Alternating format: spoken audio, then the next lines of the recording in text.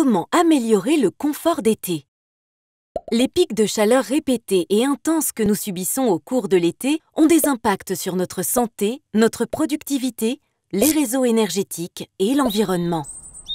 Lors de ces événements climatiques, les températures sont encore plus élevées dans les villes, avec la formation d'îlots de chaleur urbains pouvant être renforcés par un usage massif de la climatisation gourmande en énergie.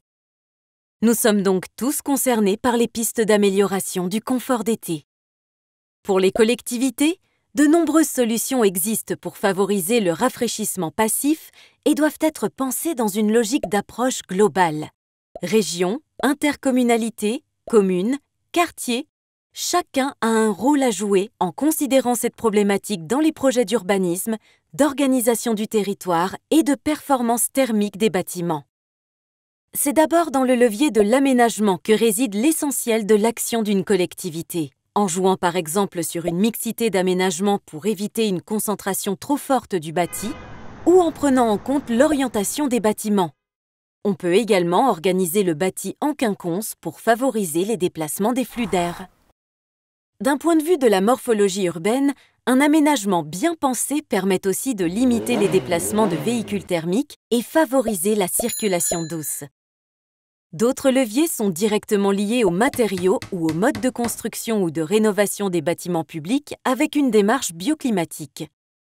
En se protégeant des rayons lumineux grâce à des débords de toiture ou par la pose de protection solaire, en utilisant des matériaux adaptés qui limitent les effets de la montée en température des parois, en prêtant une attention particulière à l'albédo qui détermine le coefficient de réfléchissement solaire des matériaux. Un bâtiment peint en blanc va refléter 90% du réfléchissement solaire et ainsi limiter le réchauffement des bâtiments. En favorisant la végétalisation des façades et des toitures.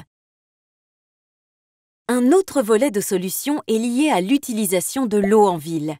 En tirant un maximum parti de la trame bleue, c'est-à-dire de l'ensemble des éléments naturels du paysage que sont cours d'eau et zones humides, il est possible de mettre en place quelques bonnes pratiques comme rouvrir les cours d'eau fermés au cours des siècles, utiliser subtilement l'arrosage des espaces verts pour favoriser l'évapotranspiration, développer l'utilisation de matériaux poreux pour favoriser l'écoulement, limiter les surfaces bitumées, voire en supprimer.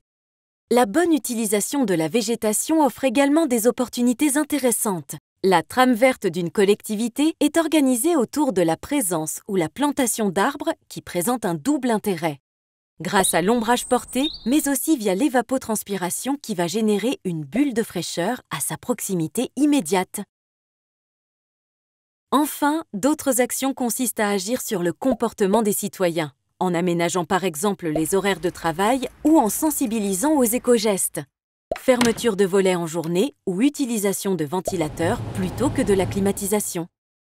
Enfin, il est possible pour les collectivités de créer un réseau de froid urbain reliant plusieurs bâtiments et alimenté par les énergies renouvelables.